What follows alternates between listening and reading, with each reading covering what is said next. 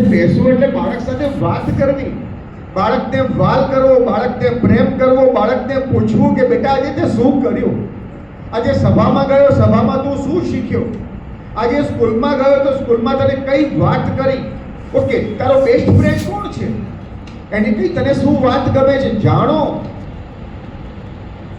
ક્યાંક ક્યાંક આપણે બધાએ આ વસ્તુને છોડી દીધી છે. શું કરીએ છીએ?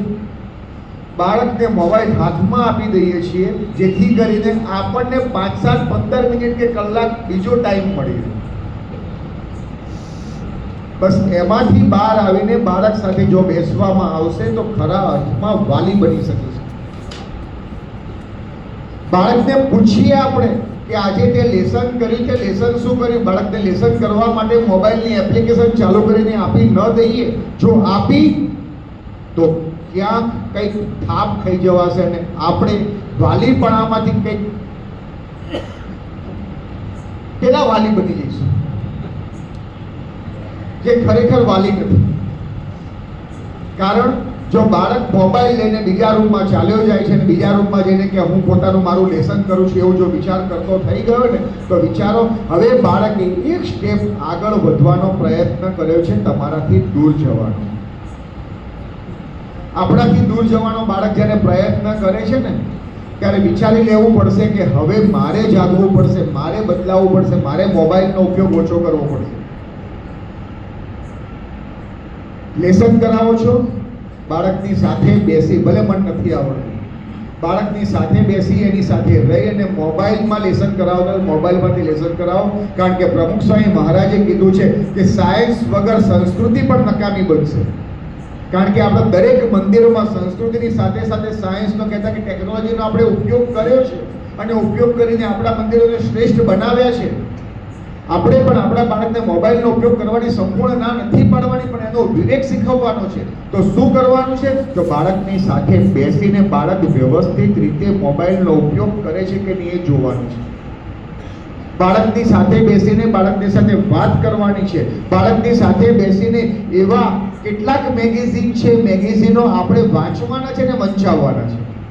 આપણી પાસેના મેગેઝિનો સ્વામિનારાયણ પ્રકાશ, બાળ પ્રકાશ, આપણા કેટલા એવા ગ્રંથો જે શાસ્ત્રો જે છે, શાસ્ત્રીય ગ્રંથો કે જેનો ઉપયોગ ઘર સભામાં આપણે કરીએ છીએ એ પાસે બેસીને વંચાવી અને વાર્તા કહીએ તો બાળક આ ચુંગાલમાંથી, મોબાઈલની જે ચુંગાલ છે, મોબાઈલની ચુંગાલમાંથી બહાર આવશે. બીજું શું કરવાનું છે? બાળક માટે જતું કરવું પડશે. બાળક માટે જતું કરવું એનો મતલબ શું? ક્યાંક કંઈક આપણને લાગતું હશે કે મારે આ કામ છે, એ કામને પણ ક્યાંક થોડાક સમય માટે ટાળી શકાય. પ્રાયોરિટી આપો બાળકને. જ્યારે બાળકને પોતાના મમ્મી પપ્પા તરફથી પ્રેમ મળશે ત્યારે એને લાગશે કે મારા મમ્મી પપ્પા મારા માટે ખૂબ સારા છે.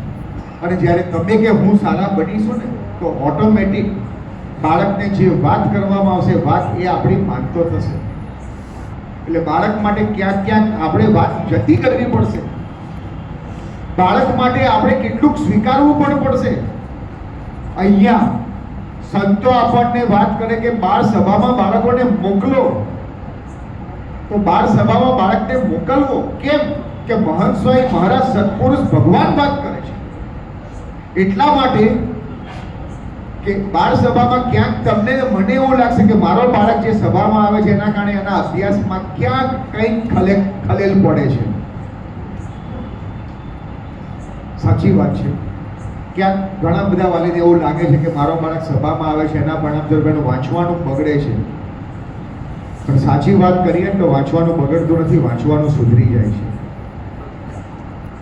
અહીંયા આવતા જે બાળકો, તે બાળકો જે સત્સંગ દીક્ષા ગ્રંથ મુખપાઠ કર્યો, અહીંયા આવતા જે બાળકો છે, બાળકો જે તૈયારી કરી, અહીંયા આવતા બાળકો, સભામાં આવતા બાળકો, જે બાળકોને પોઝિટિવ પ્રેરણા મળે છે, સાથે સાથે રમત ગમત દ્વારા એ લોકોને વિવિધ પ્રકારની એક્ટિવિટી કરાવવામાં આવે છે, એના દ્વારા બાળકનું માનસિક સ્વાસ્થ્ય સુધરતું જાય છે. અને જ્યારે માનસિક સ્વાસ્થ્ય સુધરે છે ત્યારે એનું કાર્ય કરવાની ક્ષમતામાં ઓલરેડી વધારો થાય છે. સાયન્સ શરૂઆત કરી છે. તો અહીંયા આવતો બાળક એ સારા બાળકોની વચ્ચે બેસે છે અને સારા બાળકોની વચ્ચે જ્યારે બાળક બેસે ત્યારે ઓટોમેટિક એનામાં પ્રેરણા આવતી જાય, પ્રેરણા મળતી જાય છે. સ્કૂલની અંદર જાય છે, નો ડાઉટ ખૂબ સારું કામ કરે છે, પણ સ્કૂલમાં તમને ને મને ખબર નથી કે કયા બાળકોની સાથે રહે છે. ટ્યુશન ક્લાસીસમાં જાય છે, ટ્યુશન ક્લાસીસમાં તમને ને મને ખબર નથી કે કયા મિત્રોનો સંગ કરે છે, પણ અહીંયા આવતા બાળકોને લગભગ જો થોડોક ખરાબ બાળક તમને લાગતો છે, ધીમે ધીમે અહીંયા એના પોઝિટિવ વાઇબ્રેશન આવતા સુધરતો જશે અને એવા સારા બાળકો સાથે રહીને પોઝિટિવ પ્રક્રિયા કરતો જાય છે, જેથી કરીને ભવિષ્યમાં એ આગળ વધતો જશે. લાગે છે કલાક બગડ્યો, પણ ખરેખર કલાક નથી બગડ્યો, કલાક તો ઇન્વેસ્ટમેન્ટ થયું છે. બસ જરૂર છે એની સાથે બેસવાની અને સ્વીકારવાની, અને સ્વીકારીને એને પ્રોત્સાહિત કરવાની, એને એવું ડિમોટિવેટ નથી કરવાનો કે જેથી કરીને સભામાંથી દૂર જતો જાય, તમારાથી મારાથી દૂર જતો જાય અને મોબાઈલને પકડીને બેસી રહે.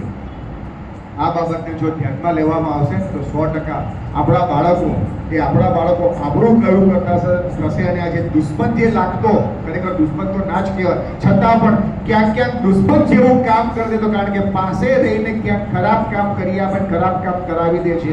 એવો જે મોબાઈલ છે, મોબાઈલની ચુંગાલમાં ધીમે ધીમે તમે, હું અને આપણા બાળકો છૂટતા જશે.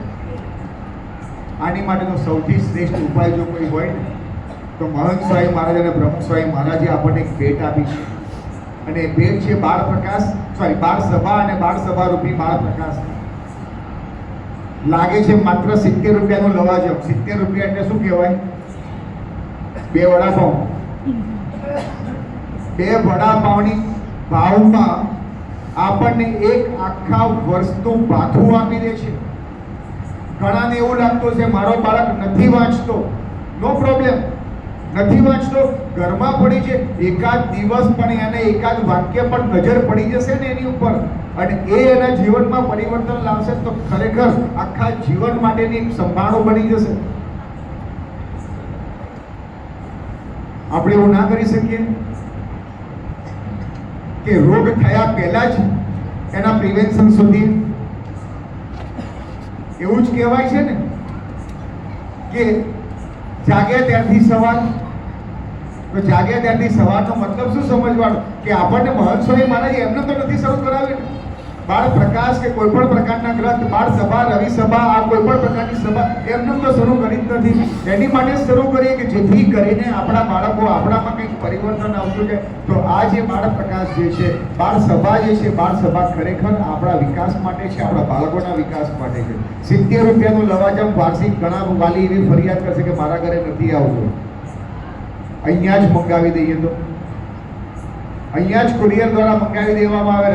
ગુરુવારની સભામાં આવો અથવા તો કોઈ પણ રવિવારની સભામાં, શનિવારની સભામાં જ્યારે આવતા હોય બાળક, ત્યારે બાળક લઈને જાય. ઘરમાં પડ્યું છે, ભલે મારા ઘરમાં કે આપણા ઘરમાં બાળક નથી, કોઈ આવનાર બાળક પણ જો વાંચશે તો એક પુણ્યનું કામ કર્યું કહેવાશે, એક આંગળી ચિંધ્યાનું કામ કર્યું કહેવાશે.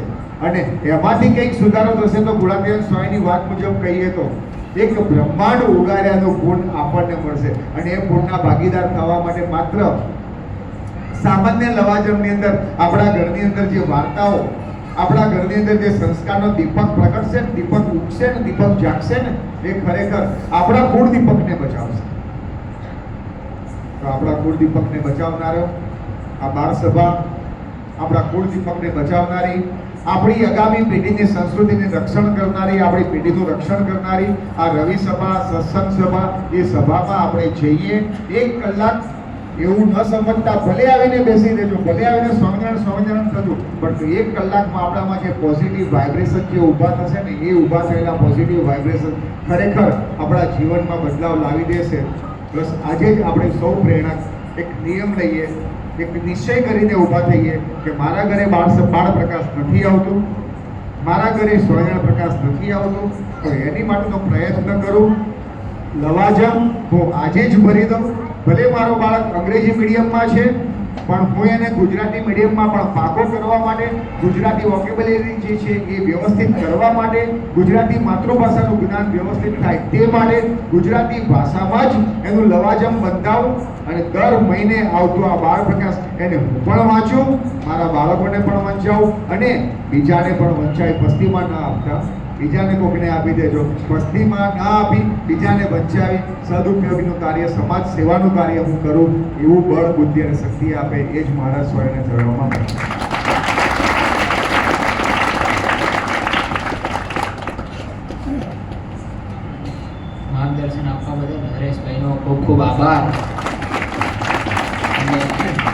વાલીઓ અને બાળકોને લગતા કેટલાક સવાલો હોય છે જે આપણને અહીંયાથી કાર્યકરો પૂછશે તો આપણે વાલીઓએ તેનો ઉત્તર આપવાનો રહે છે. તો ચાલો આપણે જોડાઈએ પ્રશ્નોત્તરી માટે.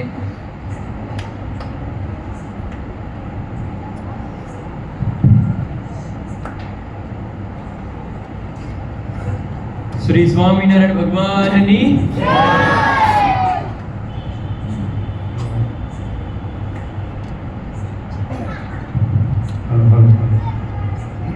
આપણે બધાએ ખાસ વિડીયો તો જોયો છે બરાબર.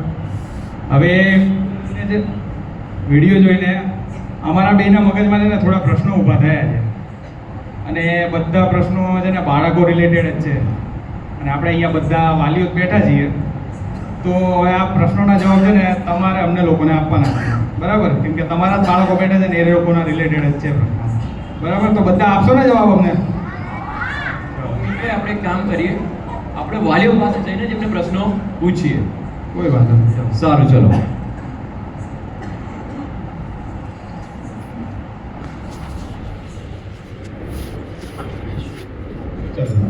તો પહેલો પ્રશ્ન એવો છે કે આપણે આપણા બાળકો માટે એવું તો શું કરી શકીએ ઘરમાં કે જેનાથી બાળકો મોબાઈલ ફોન છે, ટીવી છે એનાથી દૂર રહે, કે એઝ અ વાલી આપણે શું એવી તો ઇફેક્ટ આપણે પાડી શકીએ કે જેનાથી બાળકો છે એ ફોન ને ટીવીનો ઉપયોગ ઓછો કરે કે એનાથી દૂર રહે તો વધારે સારું. તો તમે લોકો જવાબ આપો, ચલો એવું તો શું કરી શકીએ આપણે? સારું, ચલો તમે જવાબ આપો.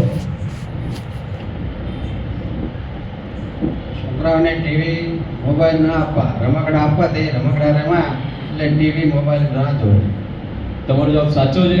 કોઈ બી નાના બાળક હોય તો એને આપણે રમકડા આપી શકીએ મોબાઈલ ફોનની જગ્યાએ, તો એ બી એક રમતનું સાધન જ છે, તો બાળકને પણ મનોરંજન થશે. તો હવે બીજું પણ જવાબ આપે. ચલો.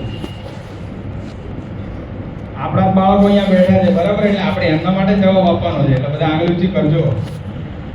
કોઈના બાળકો ના હોય તો પણ એ સજેશન આપજો થોડું, કે બીજા બધા વાલીઓને ખબર પડે. ચલો, કોણ જવાબ આપશે? કે પછી અમારે જાતે આવીને પૂછવું પડશે ત્યાં. સારું, ચલો હું કહી દઉં. આમાં આપણે એવું બી કરી શકીએ કે બાળકોને જો ટાઈમ વધશે, એક્સ્ટ્રા ટાઈમ વધશે તો એ મોબાઈલ લેશે ને, તો આપણે આમાં એવું કરી શકીએ કે બાળકોને કંઈક આપણે અધર એક્ટિવિટી કરાવીએ, ક્લાસીસ કરાવીએ ઇંગ્લિશના, તો બાળક કંઈક નવું નવું શીખશે, બહાર જશે તો કંઈક નવો અનુભવ થશે, તો બાળક મોબાઈલથી દૂર રહેશે. હવે બીજો પ્રશ્ન એવો છે કે આપણે બાળક સાથે કઈ રીતે ટાઈમ સ્પેન્ડ કરી શકીએ. એઝ અ વાલી આપણે બાળક સાથે કઈ રીતે ટાઈમ સ્પેન્ડ કરી શકીએ? કોણ જવાબ આપશે? ચલો. એમાં જવાબ તો શું, ટાઈમની તો આપણને બધાને ખબર જ છે કે સવારના ગયા હોય કામે, કામનું પ્રેશર હોય, લોડ હોય, રાતે માણ થાક્યા પાક્યા આવ્યા હોય, અને હજી ખાઈ પીને હજી માણસ સુવાનો ટાઈમ મળ્યો, એમાં બાળકો માટે તો ક્યાં ટાઈમ જ રહી છે કોઈને? નથી ના, રહેતો ના, ને? મીતભાઈ એવું નથી. આપણા બધા સત્સંગીઓ તો બાળકોને ટાઈમ સ્પેન્ડ કરે જ છે. તો આપણે એક કામ જ કરીએ કે અહીંયા બાળકો બેઠા છે એમને જ પૂછીએ કે એમના મમ્મી પપ્પા એમની માટે ટાઈમ આપે છે કે નહીં. એવું બરાબર કરવું છે? છે? એવું જ કરો. તો બાળકો રેડી છો બધા? તમારે શું કરવાનું, હું અહીંયાથી પ્રશ્ન પૂછીશ, તમારે ખાલી એનો આન્સર હા કે નામાં આપવાનો. સમજાઈ ગયું બધાને? તો ચલો, શું તમારા મમ્મી પપ્પા તમારા માટે ટાઈમ સ્પેન્ડ કરે છે?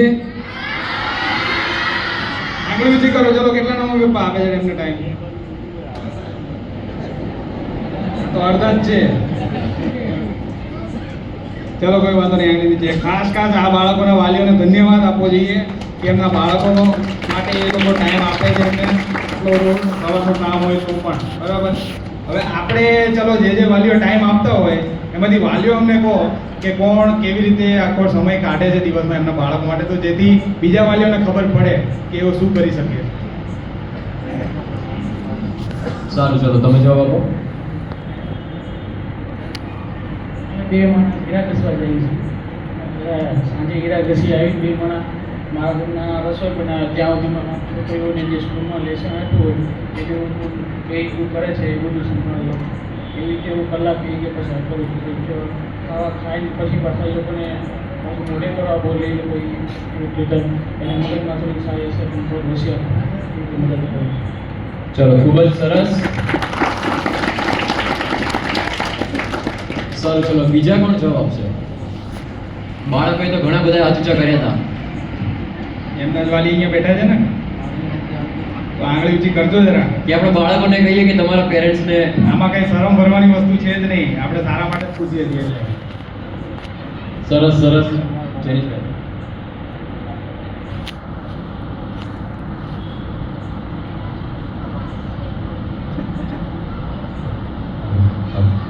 જેમ કે મારા બે બાળકો છે, એક બેબી અને એક બાબો. તો બંને જ્યારે સાંજે હું ઘરે આવું છું કામ પતાવીને, તો બંનેને સ્કૂલમાં શું કરાવ્યું, મેડમે શું તકલીફ પડી છે, તમારે ભણવામાં શું તકલીફ પડે છે, એના પ્રોબ્લેમ હું સોલ્વ કરું છું સાંજે નવરા બેસીને. અને એમને બીજી કોઈ ક્યારેક ટાઈમ મળે તો એમને ક્યારેક એમને જીવનમાં કામ લાગે એવી કોઈક આપણે સ્ટોરી કહું છું, એમાંથી હું બોધપાઠ આપું છું. અને સાઈડમાં જે એમાં બાળકો જેમ કે બીજી કોઈ એક્ટિવિટીમાં બ્રેન એજ્યુકેશનમાં ને એમાં જાય છે, ત્યાં પણ તેમને શું કરાવે છે અને એનું પણ હું ઘરે પ્રેક્ટિસ સાઈડમાં કરાવું છું ને એવું કોઈ એક્ટિવિટી બીજી કરાવું છું. ખૂબ જ સરસ. ચલો, હજી કોઈ છે જેને જવાબ આપવાની ઈચ્છા હોય? મિતેશભાઈ, અહીંયા બે ખુરશીમાં બેઠા એમાંથી કોઈ? મહેશભાઈ,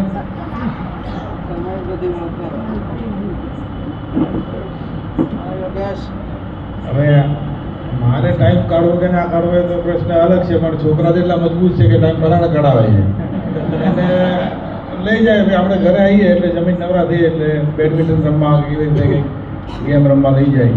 થોડુંક આપણે સત્સંગનું જ્ઞાન આપીએ, મહાભારત રામાયણ વિશે થોડી, કારણ કે અત્યારે એવું બધું છોકરાઓને ઓછું પસંદ હોય, પણ આપણે એને વિશે થોડું જ્ઞાન આપીએ, વાત કરીએ, એટલે એવી રીતે ટાઈમ નથી. ખૂબ જ સરસ. હવે હજી એક પ્રશ્ન એવો છે કે આપણા બધાના બાળકો છે, આપણે સત્સંગીત છીએ એટલે બધાના બાળકો બાળ સભામાં તો જતા જ હશે. જાય છે ને બધાના બાળકો? કેટલાના નથી જતા? જાય છે ને? બધાના જાય છે ને? ચલો, તો તમારે હવે એવું કહેવાનું છે, એનો જવાબ આપવાનો છે કે તમારા બાળકના બાળ સભામાં ગયા પછી તમારા બાળકમાં કયા ચેન્જીસ આવ્યા છે, કે શું બદલાવ થયા છે, કે એનામાં શું એવી અસરો બીજી આવી છે નવી, કે સારા ગુણો આવ્યા છે બાળ સભામાં ગયા પછી? ચલો, કોણ કહેશે? તમને લોકોને ખબર જ હશે કે તમારા વાલીઓ, તમારા બાળકોમાં શું એવા ચેન્જીસ આવ્યા છે બાળ સભામાં ગયા પછી, કે તમે લોકો પૂછતા હશો કે તમે શું કરાવ્યું બાળ સભામાં આજે?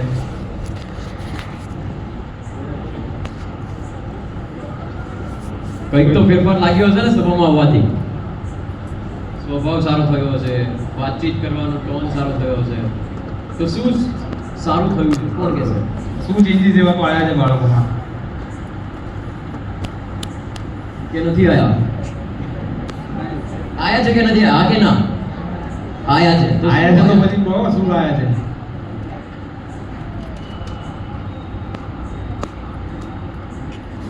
આપણે જવું પડશે એવું લાગે છે મને. એવું કરું છે મિતભાઈ? ચાલો, હું ગમે એને પકડું એની પહેલા કોઈ ઊભા થઈ જાઉં. ચલો.